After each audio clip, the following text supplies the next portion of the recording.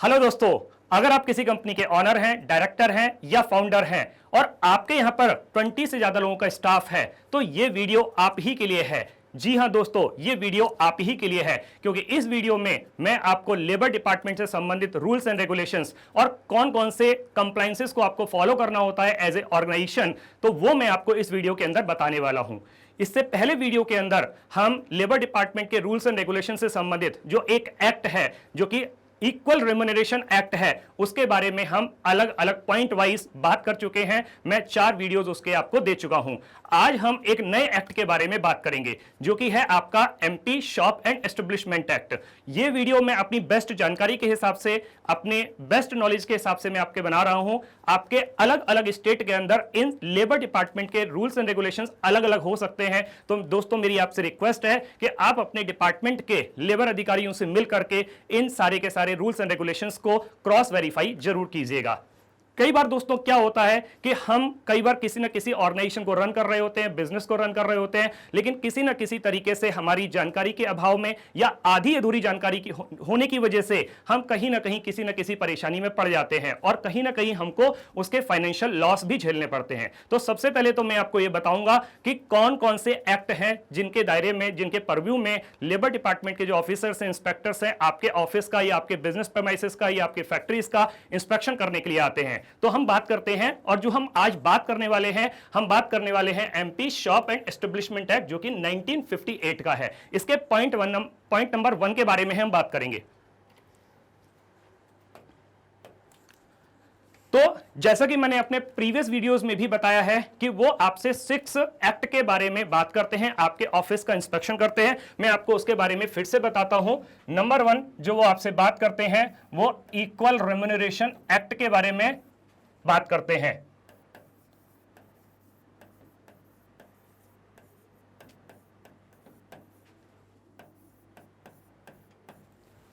Number 2, वो जब आपके ऑफिस का इंस्पेक्शन करेंगे तो वो एक बहुत ही इंपॉर्टेंट पॉइंट है, बहुत ही इंपॉर्टेंट आपका एक्ट है जिसके बारे में वो आपका ऑफिस का इंस्पेक्शन करेंगे। वो आता है आपका MP shop and establishment act.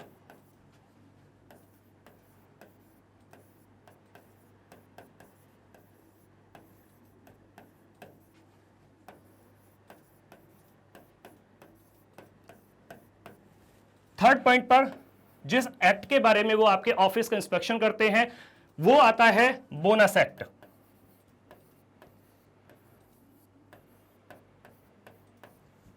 Number 4 पर जो वो आपके ऑफिस का इंस्पेक्शन करते हैं, आपके फैक्ट्रीज का, आपके किसी भी बिजनेस प्रेमाइसेस का इंस्पेक्शन करते हैं लेबर डिपार्टमेंट के अधिकारी लोग, वो आता है आपका minimum wages act.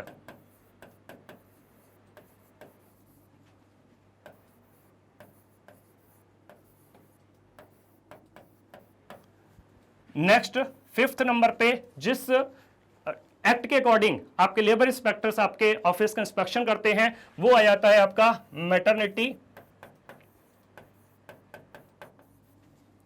Leave benefit act.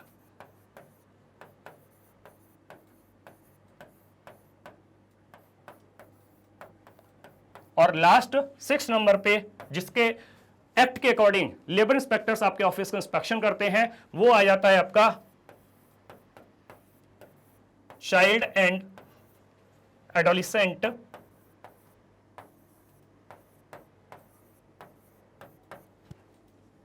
Labour and regulation act.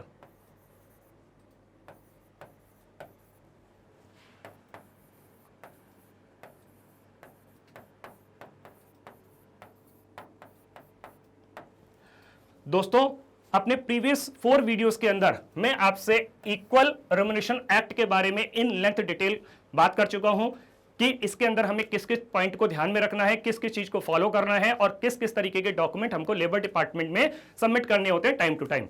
आज के इस वीडियो के अंदर हम जो बात करेंगे MP shop and establishment act के बारे में बात करेंगे। यहां पे मैंने लिखा हुआ है एमपी, ये Madhya Pradesh shop and establishment act है। ये आपके स्टेट के अकॉर्डिंग अलग अलग हो सकता है कि ये Karnataka shop and establishment act हो, या Kerala shop and establishment act हो, या आपका Delhi shop and establishment act, ऐसे हो सकता है। ये अगेन मैं आपको बता देता हूं कि जो मैं वीडियो बना रहा हूं मैं अपनी बेस्ट नॉलेज के हिसाब से बना रहा हूं, लेकिन फिर भी कुछ ना कुछ पॉइंट के अंदर कुछ ना कुछ रूल्स एंड रेगुलेशंस अलग अलग स्टेट के अंदर अलग अलग हो सकते हैं। तो अपने स्टेट के जो आपके लेबर ऑफिसर्स हैं उनसे मिल करके, लेबर डिपार्टमेंट के ऑफिसर्स हैं उनसे मिल करके इन सारे के सारे रूल्स एंड रेगुलेशंस को, उनकी स्पेसिफिक डेट्स को, किस किस डेट में कौन कौन से डॉक्यूमेंट को सबमिट करना होता है, क्रॉस वेरीफाई कराना ना भूलिएगा।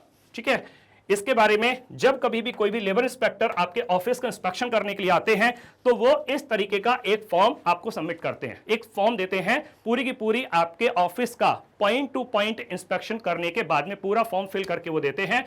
तो यहां पे हम देखते हैं कि इस तरीके का ये फॉर्म में क्या क्या आता है। सबसे पहले वो निरीक्षक का नाम होता है, यानी कि जो इंस्पेक्टर आपके ऑफिस का, आपके प्रेमाइसेस का इंस्पेक्शन कर रहे हैं उनका नाम होगा। उसके बाद में जिस डेट में उन्होंने इंस्पेक्शन किया वो डेट होगी, जिस टाइम पर किया और जिस प्लेस पर किया। सपोज मैंने ये वीडियो भोपाल से बना रहा हूं तो यहां पे वो भोपाल लिखेंगे। अब यहां पे जो हम एक्ट के बारे में बात कर रहे हैं वो है आपका MP shop and establishment act 1958। तो उस एक्ट का नाम दिया गया होगा जिस एक्ट के अकॉर्डिंग पॉइंट वाइज उन्होंने ऑफिस का, आपके ऑफिस का इंस्पेक्शन किया हुआ है। आपके ऑफिस का नाम और पता दिया गया होगा यहां पर, यानी कि जैसे आपकी जो भी ऑर्गेनाइजेशन है, सपोज कीजिए वो एबीसीएल कंपनी है तो आपका यहां पे एबीसीएल लिख देंगे। उसके बाद में आपका ईमेल एड्रेस, आपके ऑफिस का मोबाइल नंबर, और जो भी आपका ऑफिस है उसका एक रजिस्ट्रेशन होता है, उसका रजिस्ट्रेशन नंबर यहां पर दिया जाएगा, और आपके बिजनेस का कार्य का स्वरूप, यानी कि किस तरीके का बिजनेस आप रन कर रहे हैं। हो सकता है कि आप किसी फैक्ट्री को रन कर रहे हैं तो वहां पे वो फैक्ट्री लिख देंगे। ठीक है, कोई मैन्युफैक्चरिंग कर रहे हैं तो वो हो सकता है मैन्युफैक्चरिंग लिख देंगे, या हो सकता है आप किसी रेस्टोरेंट को रन कर रहे हैं तो वो यहां पे रेस्टोरेंट लिख देंगे। इस तरीके से करके वो चीज देंगे। इसके बाद में आपके ऑफिस के, जो आपके ऑफिस है, जो ऑर्गेनाइजेशन है, कंपनी है, उनके जो भी डायरेक्टर हैं, जो ऑनर हैं, उनका नेम एंड एड्रेस दिया गया होगा यहाँ पे। उसके अलावा नेक्स्ट में आपका क्या आएगा कि आप जिस ऑफिस में हैं उसके अंदर कितने एम्प्लॉइज हैं, तो उनको आपको अलग अलग यहाँ पे डिटेल दी जाएगी कि आपके यहाँ पे जो पुरुष हैं, जो मेल वर्कर्स हैं वो कितने हैं। सपोज कीजिए कि उनका नंबर आपका 50 है और जो फीमेल वर्कर्स हैं उनका नंबर भी मान लेते हैं 50 है, तो टोटल मिलाकर के कितना हो गया, वो आपका 100 हो गया। इस तरीके से करके यहाँ पे देंगे। उक्त संस्थान कार्यकार्य ठेका कार्य का निरीक्षण। अब क्या होता है कि जब वो लेबर इंस्पेक्टर्स, जो लेबर ऑफिसर्स हैं, इंस्पेक्शन करने के लिए आते हैं तो कई बार जो ऑर्गेनाइजेशन के ऑनर होते हैं, कंपनी के ऑनर होते हैं, वो अवेलेबल नहीं होते हैं, तो किसी ना किसी इंपॉर्टेंट पर्सन की प्रेजेंस में उस ऑफिस का इंस्पेक्शन कराया जाता है। किसी मैनेजर की प्रेजेंस में वो इंस्पेक्शन कराया जाता है, कोई ब्रांच मैनेजर हो सकता है, तो उनका नाम यहाँ पे दिया जाएगा, उनकी पोस्ट यहाँ पे लिखी जाएगी कि उनकी प्रेजेंस में इस ऑफिस का, इसका पूरा का पूरा इंस्पेक्शन किया गया। अब यहां पे क्या होगा, यहां पे लिखा जाएगा उपस्थिति में किया गया, और यहां पे ये चीज लिखी गई। अब आपके ऑर्गेनाइजेशन किस ईयर में एस्टेब्लिश की गई है तो वहां पे इसकी डेट, आपकी ईयर लिखा जाएगा। सपोज कीजिए कि आपकी ऑर्गेनाइजेशन एस्टेब्लिश हुई थी, सपोज कीजिए कि वो 2013 में हुई या 2000 में हुई मान लेते हैं, तो यहां पे वो 2000 से प्रारंभ की गई, तथा यहां पे श्रमिक कर्मचारी कार्यरत पाए गए। कितने टोटल, अभी मैंने यहां पे 100 लिखा था, तो यहां पे टोटल 100 श्रमिक या कर्मचारी कार्यरत पाए गए, निरीक्षण में पाया गया। अब यहां पे जब वो पूरा का पूरा इंस्पेक्शन कर रहे हैं आपके ऑफिस का, आपके फैक्ट्री का, तो यहां पे करीब करीब ये 9 पॉइंट्स तो ये हैं, और इसी 9 पॉइंट के तहत आगे भी 10 पॉइंट्स हैं, यानी कि टोटल मिलाकर के करीब 19 पॉइंट्स आपको लेबर डिपार्टमेंट के रूल्स एंड रेगुलेशंस के अकॉर्डिंग इनको फॉलो करना होता है। तो जब वो पूरा का पूरा हर एक चीज का, एक एक चीज का इंस्पेक्शन करेंगे तो बहुत सारे पॉइंट ऐसे होंगे जो वो आप फुलफिल कर रहे होंगे, और बहुत सारे पॉइंट ऐसे भी होंगे जो आप फुलफिल नहीं कर रहे होंगे। तो यहां पे वो जो ब्लैंक्स दिए गए हैं उनके अंदर वो यस या नो ऐसे लिख करके जाएंगे। सपोज कि ये पॉइंट नंबर 1 में उन्होंने यस लिख दिया, इसके बाद में उन्होंने नो लिख दिया। सपोज कि उन्होंने यहां पे देखा कि ये चीज फुलफिल हो रही है तो यस लिख दिया, फिर से यस लिख दिया, फिर नो लिख दिया। तो ऐसे करके वो सारे के सारे कॉलम को फिल करके यहां पर पे आपको दे देंगे कि कौन कौन से पॉइंट है। अब चूंकि यहां पे इस एक्ट के according, MP shop and establishment act के अकॉर्डिंग ये बहुत सारे पॉइंट हैं, तो इन सारे के सारे पॉइंट को एक वीडियो में कवर कर पाना तो इम्पॉसिबल है। तो इसीलिए मैंने इसके सारे के सारे पॉइंट वाइज अलग अलग वीडियो बनाए हैं, उनको दोस्तों देखना नहीं भूलिएगा। इस वीडियो को भी अंत तक जरूर देखिएगा, और अगर ये वीडियो आपको पसंद आए और आपको ऐसा लगे कि आपको एक बहुत ही महत्वपूर्ण जानकारी, बहुत इंपॉर्टेंट जानकारी आपको मिल रही है, तो अपने दोस्तों के साथ में शेयर करना नहीं भूलिएगा। ठीक है। अब यहाँ पे ये पूरे के पूरे फॉर्म को फिल करने के बाद में यहाँ पे बहुत सारे पॉइंट ऐसे भी हो सकते हैं कि जो आप फुलफिल नहीं कर रहे हैं, तो यहाँ पे लिखा जाएगा कि उपरोक्तानुसार उल्लंघन के संबंध में स्पष्टीकरण, यानी कि आपको क्लैरिफिकेशन देना है। हो सकता है कि वो आपको टाइम दे दे 7 डेज का। 7 डेज में कार्यालय में अभिलेख सहित प्रस्तुत करें। मतलब आपको यहाँ पे जो डॉक्यूमेंट्स हैं, यानी कि कौन कौन से रूल्स एंड रेगुलेशंस हैं जिनका वायलेशन आपकी ऑर्गेनाइजेशन के द्वारा हो रहा है, नोइंगली या अननोइंगली, कुछ भी हो सकता है, तो उसके डॉक्यूमेंट के साथ में आपको ये लेबर डिपार्टमेंट के ऑफिस में जाकर के उनको प्रेजेंट करना रहेगा। ये पूरा फॉर्म कंप्लीट करने के बाद में जिस ऑफिसर ने आपके पूरे ऑफिस का इंस्पेक्शन किया है उसका सिग्नेचर यहां पे दिए जाएंगे, और इसके अलावा यहां पे इसी फॉर्म के अंदर आपकी कंपनी की सील होगी, और जिस मैनेजर या जिस इंपॉर्टेंट पर्सन की प्रेजेंस में इंस्पेक्शन हुआ है उसके यहां पर सिग्नेचर भी दिए जाएंगे। इसकी वो 2 कॉपी होंगी इस पूरे फॉर्म की, एक कॉपी वो खुद रखेंगे और एक कॉपी आपके ऑफिस में सबमिट करने की जाएंगे। अब यहां पे इस वीडियो के अंदर हम पॉइंट नंबर 1 के बारे में बात करेंगे, पूरा डिटेल में पॉइंट नंबर 1 के बारे में बात करेंगे। तो देखते हैं आगे। तो हमारा एक्ट क्या कहता है? एक्ट है हमारा MP shop and establishment act 1958। तो ये एक्ट को 1958 में बनाया गया था। तो यहां पे पॉइंट नंबर 1 के अकॉर्डिंग जो आपका इंस्पेक्शन होता है वो आपका क्या कहता है? पॉइंट नंबर 1 धारा 6(2) के अंतर्गत, यानी कि ये जो जितने भी एक्ट हैं अलग अलग, इनमें भी अलग अलग सेक्शंस हैं। तो उसमें सेक्शन 6(2) के अंतर्गत नियमानुसार पंजीकरण, मतलब कि यहां पे जो भी आपकी ऑर्गेनाइजेशन है, आपके स्टेट के रूल्स एंड रेगुलेशंस के अकॉर्डिंग आपको अपनी उस एस्टेब्लिशमेंट का रजिस्ट्रेशन कराना कंपलसरी है, वो रजिस्ट्रेशन कराना जरूरी है। So registration as per rules under section 6(2). ठीक है। अब इसका एक्सप्लेनेशन क्या है, क्या कह रहा है यहां पे? Registration as per rules under section 6(2) of the MP shop and establishment act 1958 refers to the process of formally registering a shop, कि आपको ये अपनी शॉप को रजिस्टर कराना है फॉर्मली, यानी कि ये पूरे के पूरे लेबर डिपार्टमेंट के रूल्स एंड रेगुलेशंस के अकॉर्डिंग आपको उसको रजिस्टर कराना है। और कॉमर्शियल एस्टेब्लिशमेंट, तो वो किसी भी तरीके की कोई शॉप हो सकती है, कोई कॉमर्शियल एस्टेब्लिशमेंट हो सकता है, विद द रिलेवेंट अथॉरिटीज। अब आपकी यहां पे अथॉरिटीज क्या कहती हैं? Authorities in the state. अब वो अथॉरिटीज कौन सी हैं? वो है आपका labour department. As mandated by the section 6(2), क्योंकि यहां ये सेक्शन 2 इसको मैंडेट करता है, यानी कि जरूरी कर देता है कि जब आप किसी कॉमर्शियल बिजनेस को स्टार्ट कर रहे हैं तो आपको अपने उस प्रेमाइसिस का आपको रजिस्ट्रेशन कराना अनिवार्य है।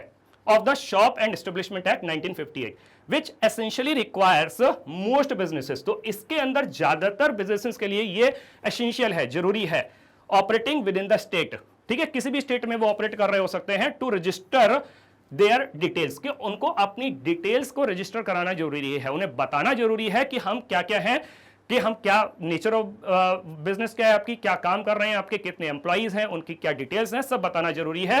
And comply with the labour regulation set by the act, कि जो एक्ट के अकॉर्डिंग जो जो आपके लेबर लॉज हैं क्या आप उनको फुलफिल कर रहे हैं या नहीं है। तो ये जो पूरा का पूरा रजिस्ट्रेशन का मैंने भी आपको बताया है, तो अलग अलग स्टेट के अंदर, मतलब सिंपल तो ये है कि ये आपका एक रजिस्ट्रेशन फॉर्म है, आपको रजिस्ट्रेशन कराना है। हिंदी में मतलब कुछ जगहों पर इसको हम गुमाश्ता के नाम से भी जानते हैं। जैसे इसको अगर मैं मध्य प्रदेश की बात करूं तो मध्य प्रदेश में इसको गुमाश्ता के नाम से जाना जाता है। मतलब अगर आप यहां पे गुमाश्ता बोलेंगे तो गुमाश्ता के नाम से इसको तुरंत आइडेंटिफाई कर सकते हैं हम, ये वही है जो गुमाश्ता की बात कर रहे हैं, ये गुमाश्ता ही है। यानी कि आपको अपने ऑफिस का, अपने जो भी बिजनेस या जो कॉमर्शियल एस्टेब्लिशमेंट है उसका रजिस्ट्रेशन कराना कंपलसरी है। अब इस एक्ट के अकॉर्डिंग आपके MP shop and establishment act के पॉइंट नंबर 1 के अकॉर्डिंग इसके की पॉइंट्स क्या है रजिस्ट्रेशन के? तो कंपलसरी फॉर मोस्ट बिजनेसेस, तो ये ज्यादातर बिजनेसेस के लिए तो कंपलसरी है। Under the shop and establishment act most shops, इसके अंदर शॉप आ जाती हैं, किसी भी तरीके का कोई भी कॉमर्शियल एस्टेब्लिशमेंट आ जाता है, रेस्टोरेंट्स आ जाते हैं, and the business need to register themselves to operate legally. यानी कि अगर आपको लीगली ऑपरेट करना है, हो सकता है कि आपने रजिस्ट्रेशन नहीं करा रखा हो, तो आप ऑपरेट तो कर रहे हैं अपने बिजनेस को बट इलीगली ऑपरेट कर रहे हैं, लीगली ऑपरेट नहीं कर रहे हैं। फॉर्म के अंदर रिक्वायरमेंट्स क्या है? अब यहां पे जब हम फॉर्म कहते हैं तो इसके अंदर क्या क्या है? टिपिकली अ डेजिग्नेटेड रजिस्ट्रेशन फॉर्म, एक बिल्कुल डेजिग्नेटेड फॉर्म है आपका। जैसे कौन से फॉर्म की बात कर रहे हैं? Form B, in many states, तो ज्यादातर स्टेट के अंदर तो फॉर्म बी ही चलता है। यहां पे needs to be filled out and submitted to the labour department. तो यहां पे फॉर्म बी को फिल करके आपको पूरी डिटेल सबमिट करके आपको लेबर डिपार्टमेंट में उसको सबमिट करना होता है along with the necessary documents, और उसके साथ में जिस भी रिक्वायरमेंट, जो भी डॉक्यूमेंट्स की उनको रिक्वायरमेंट होती है वो साथ में उसके लगाना होता है।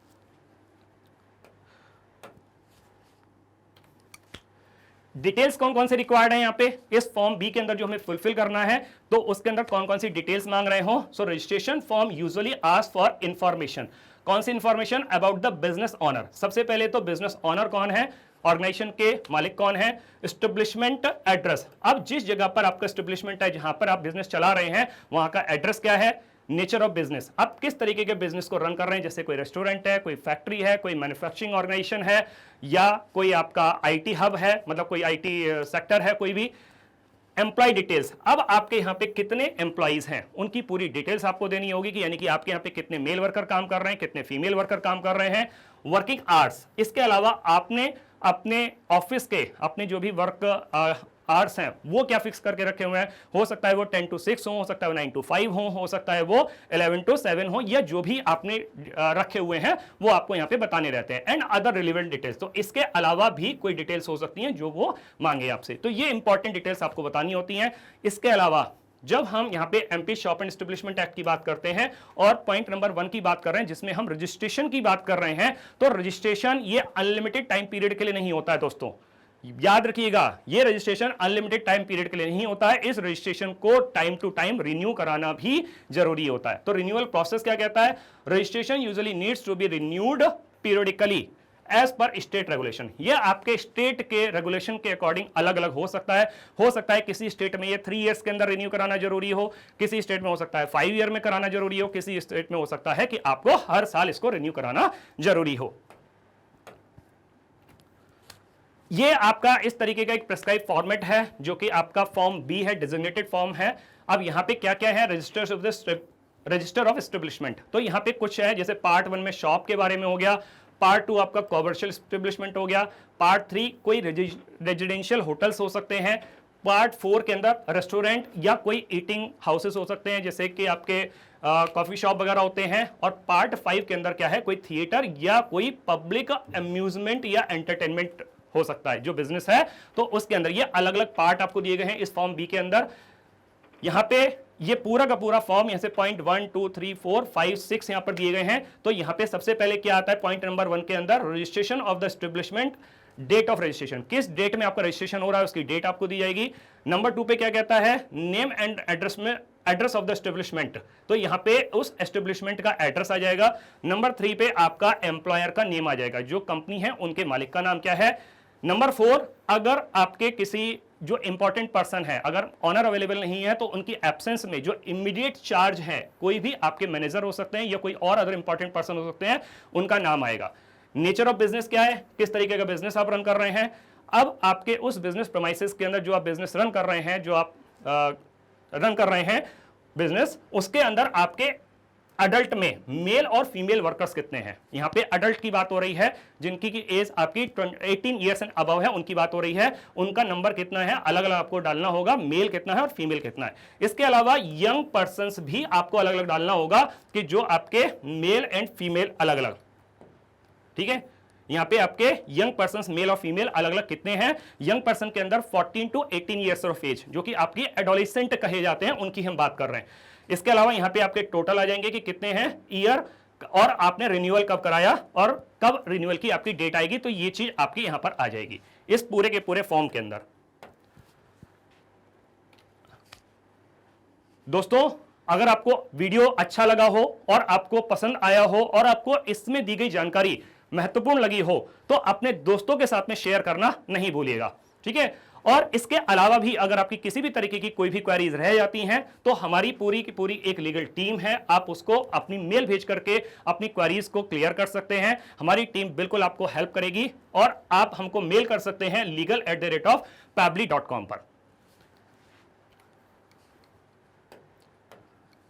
थैंक यू दोस्तों, मिलते हैं अगले वीडियो में इसी तरीके की एक और बेहतरीन और इंपॉर्टेंट जानकारी के साथ में। Thank you so much.